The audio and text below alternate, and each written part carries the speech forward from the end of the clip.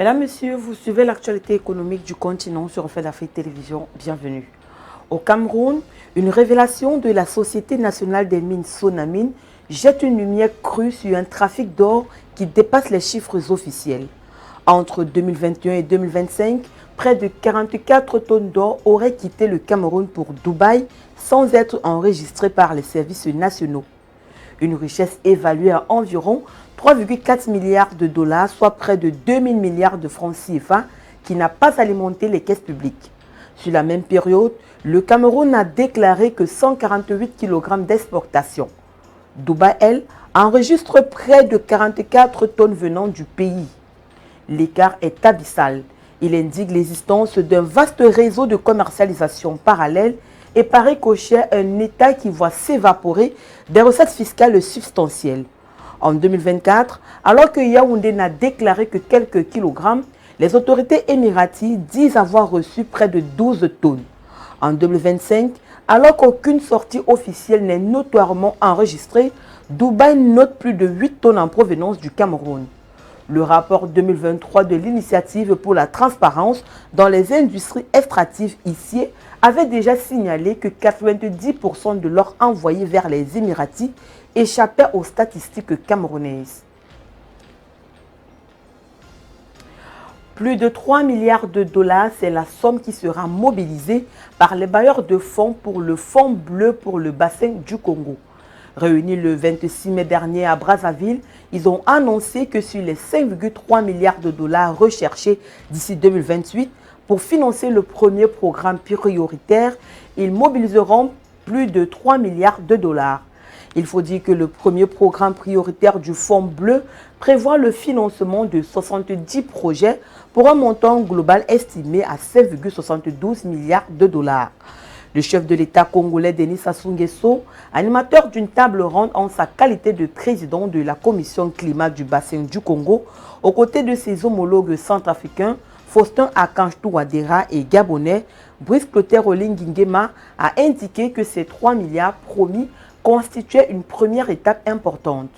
Parmi les institutions engagées à financer ce fonds, figure notamment le groupe de la Banque africaine de développement qui a annoncé un engagement préliminaire de 250 millions de dollars.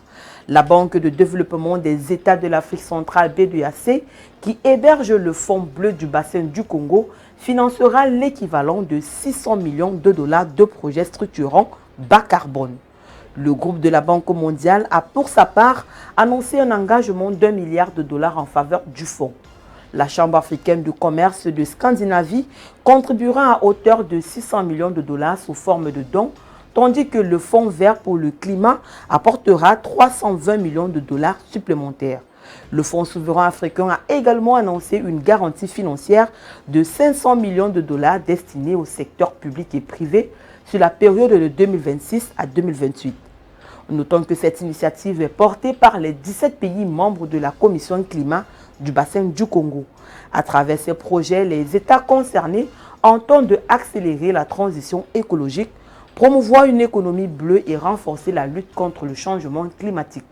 Le bassin du Congo couvre environ 300 millions d'hectares de forêts et de tourbières. Véritable puits de carbone mondial, il joue un rôle essentiel dans la régulation du climat, la préservation de la biodiversité et la sécurité hydrique de millions de personnes vivant dans la sous-région. Au Bénin, le président Romua Wardani a pris ses fonctions. Dès son premier conseil des ministres tenu le 28 mai dernier, il a posé le cap, réduit la pauvreté. Mais il n'a pas limité son propos à une formule. Devant ses collaborateurs, le successeur de Patrice Talon a détaillé une ambition plus vaste. Faire du pays un espace prospère, inclusif et surtout sécurisé, tout en rappelant que les défis dépassent parfois les frontières nationales. Le nouveau président a promis le lancement d'un grand programme de développement social ciblant les ménages les plus fragiles, en particulier dans les zones rurales où la pauvreté reste tenace. Protection sociale renforcée, soutien aux petites activités génératrices de revenus, investissement accéléré dans l'agriculture, l'éducation et la santé. 3 axes, 3 leviers qui selon lui doivent fonctionner ensemble pour produire des effets durables. L'emploi des jeunes revient constamment dans son discours. Le Bénin a une population jeune C'est une chance, mais aussi un défi. Sans emploi stable, la croissance économique s'accompagne d'exclusion, d'inégalités et parfois de tensions sociales. Ouadani veut faire de l'emploi une ligne directrice des politiques publiques, formation professionnelle adaptée, partenariat avec le secteur privé, incitation à l'entrepreneuriat des jeunes. À cela s'ajoute une volonté de mieux répartir les bénéfices de la croissance pour que les réformes économiques déjà engagées profitent davantage aux couches modestes. La sécurité, troisième pilier de son agenda, a occupé une large part du discours. Protéger les citoyens contre les menaces internes et régionales, renforcer les forces de sécurité, moderniser les dispositifs de prévention. La douane burkinabé a dépassé son objectif de recettes de plus de 7%. Pour la mobilisation des recettes du mois de mai 2026, la douane a réalisé un excédent de 8 milliards de francs CFA avant même la clôture des recettes. Sur une prévision de 112 milliards de francs CFA pour le mois de mai, l'administration des douanes burkinabé a déjà enregistré 120 milliards de francs CFA de recettes.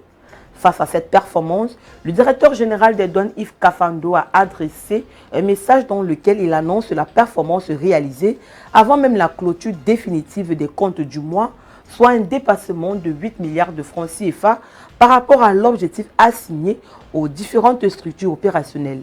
Le directeur général a attribué ce résultat aux efforts conjugués de l'ensemble des agents des douanes du Burkina Faso, mettant en avant leur sens du devoir, leur professionnalisme ainsi que les sacrifices consentis dans l'accomplissement de leur mission. Selon lui, les engagements pris par les équipes lors des tournées de terrain effectuées ces derniers mois se traduisent aujourd'hui par des résultats concrets illustrant la détermination, le professionnalisme et l'esprit patriotique du personnel douanier. Mesdames, Messieurs, c'est la fin de cette édition du Point de l'économie. Merci de l'avoir suivi. Retrouvons-nous dans les prochains jours pour une nouvelle sortie. D'ici à là, portez-vous bien.